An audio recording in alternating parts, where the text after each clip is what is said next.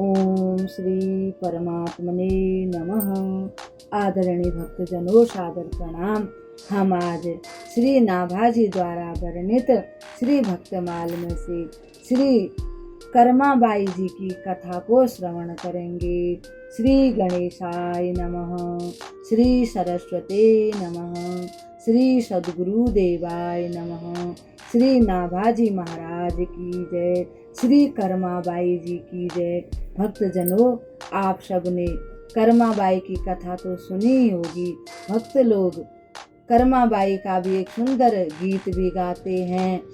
थाली भर के खींचड़ो ऊपर घी की बाटली, थाली भर के खींचड़ो ऊपर घी की बाटली, पावे मेरो श्याम धनी पवावे बेटी जाट की, पावे मेरो श्याम धनी पवावे बेटी जाट की।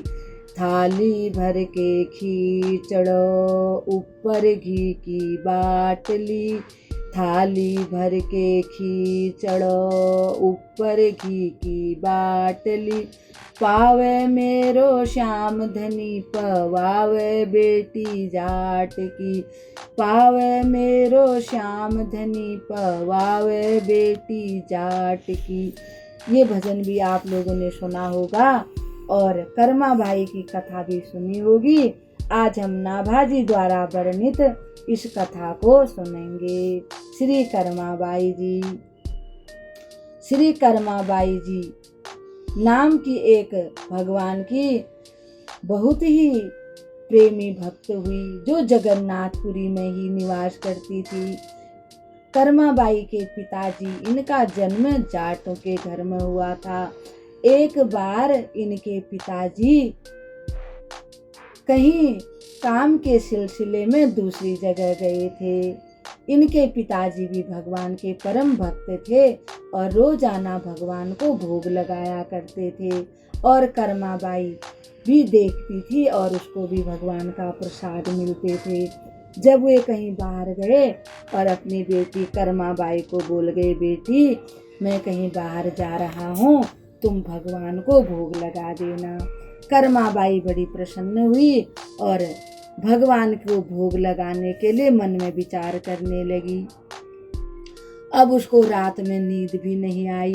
सोचती थी कहीं रात में मैं सोई न रह जाऊं, सुबह भगवान जी भूखे न रह जाएं। बार बार उठ करके देखती थी कहीं सवेरा तो नहीं हो गया, कहीं सवेरा तो नहीं हो गया। फिर उठ करके जल्दी जल्दी चूल्हा जलाया, चावल और दाल साफ करके खिचड़ी बनाने लगी। खिचड़ी बना करके भगवान को का आह्वान किया। वह भगवान को अपने पुत्र के जैसे ही मानती थी। श्री पुरुषोत्तम भगवान यानी कि जगन्नाथ भगवान को अपने पुत्र के जैसे प्यार करती थी। नियम पूर्वक बिगर नहाए धोए, अब वो कोई नियम तो जानती नहीं थी, न स्नान करती थी न कुछ और करती थी, परंतु बड़े प्रेम से जगन्नाथ भगवान की प्रतिदिन सुगर सलोने बालक वेश में जो भगवान हैं उनका ध्यान करते हुए खिचड़ी बनाती थी और भगवान का ध्यान करती थी, और भगवान की भी आकर उनकी गोद में बैठकर बड़े प्रेम से खिचड़ी पाते थे। श्री कर्माबाई सदैव चिंतित रहा करती थी कि कहीं बच्चे को भोग लगाने में देर न हो जाए, कहीं मैं सोई न रह जाऊं, कहीं बच्चे को ज़्यादा भूख न लग जाए, पेट में दर्द न हो जाए, और यही सब सोच करके वह सोती थी और रात भर कई बार जाग जाती थी और सुबह प्रातः ही उठ करके जल्दी जल्दी खिचड़ी बनाती थी बड़े प्रेम से और भगवान को पवाती थी। न नहाना न धोना न अच्छे से चूल्हा लीपना, ये सब काम वह कुछ नहीं करती थी कि कहीं देर न हो जाए करके। एक दिन की बात है, श्री कर्माबाई के पास एक साधु बाबा आए। उन्होंने देखा कि कर्माबाई न नहाया, न धोया, न संध्या, न बंधन को, न झाड़ू, न बुहारी, न चूल्हा लीपा और झट से चावल साफ किए, दाल तैयार साफ की और खिचड़ी चढ़ा दी और भगवान को भोग लगाने लगी। वे बड़े घबरा गए। उन्होंने श्री कर्माबाई को कहा, कर्मा, तुम अपवित्रता से भोजन बनाती हो। भगवान को कोई ऐसे भोग लगाते हैं क्या? पहले स्नान करते हैं, पूजा पाठ करते हैं, चूल्हे को लीपते हैं, बर्तनों को अच्छी प्रकार से साफ करते हैं, फिर भगवान का भोग तैयार करते हैं। इसी प्रकार से भोग बनाया करो और भोग लगाया करो। अब कर्माबाई बड़ी घबरा गई, सोचने लगी, ओहो, मैं तो आज तक इतना बड़ा अपराध करती और अपवित्रता से भगवान को भोग लगा रही थी। हाय हाय, मैं कैसी मूर्ख हूँ, कैसी मेरे को इतनी भी अकल नहीं है और मेरे पिताजी ने भी मुझे सब ये रीत नहीं बनाई। अब वह बड़ी दुखी होकर के रोती रोती करने लगी। उठी, स्नान किया और चूल्हा लीपा, बर्तन मांज के उनको देखने लगी। फिर मन में रोने लगी, ओहो, अब तो बड़ी देर हो गई, श्याम सुंदर भूख से छटपटा रहे होंगे। श्री कर्माबाई दुखी होकर मन से श्याम सुंदर को खिचड़ी खिलाने लगी कि बेचारे को बड़ी भूख लग रही होगी, मैंने बड़ी देर कर दी। उसी समय मंदिर की घंटियां बजने लगी। वहाँ अनेक अनेक पकवान यानी 56 प्रकार के भोजन बन गए हैं और मंदिर की घंटियां बजने लगी। भगवान को भोग लगाने के भगवान का आवाहन किया। अब प्रभु कर्माबाई की गोद से जूठे ही मुँह चले आए। पुजारी चकित हो गए। उसने देखा कि उस दिन भगवान के मुखारविंद में खिचड़ी लगी हुई है। पुजारी भक्त था, उसका हृदय क्रंदन यानी दुखी होकर के रोने लगा, क्रंदन करने लगा। उसने अत्यधिक कातर होकर प्रभु से असली बात जानने की प्रार्थना की। भगवान से कहा, नित्य प्रति प्रातः काल, हे प्रभु, आप आज का मुँह जूठा कैसे हो गया? यह सारी बात मुझे बताइए। आपके मुँह पर खिचड़ी कैसे लगी हुई है? भक्त की बात को सुनकर भगवान भाव विह्वल हो गए।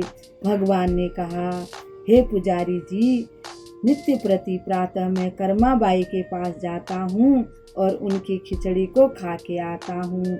उनकी खिचड़ी मुझे बहुत ही मधुर और अच्छी लगती है।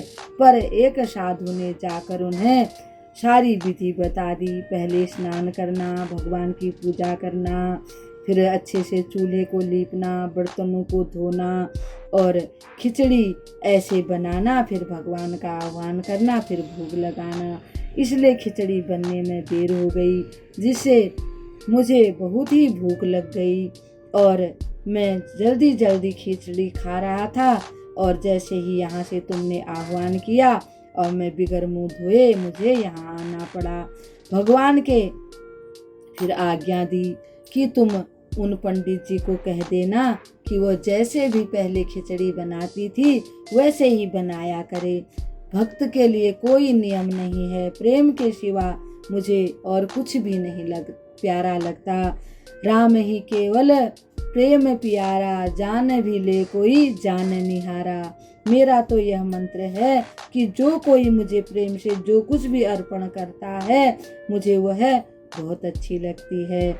अब पंडित जी महाराज बड़े घबरा गए, कर्माबाई के पास गए और कहा, हे कर्माबाई, भगवान की आज्ञा है, तुम पहले जैसे भोजन बनाती थी, भगवान के लिए खिचड़ी बनाती थी, वैसे ही खिचड़ी बनाया करो।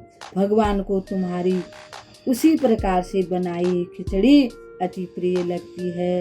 कर्माबाई बड़ी प्रसन्न हो गई और वह उसी प्रकार से फिर खिचड़ी बनाने लगी। कर्माबाई जी की खिचड़ी भगवान को बड़ी प्रिय लगती। श्री कर्माबाई जी परमात्मा की पवित्र और आनंदमय धाम को चली गई, पर उनके प्रेम की गाथा आज भी विद्यमान है।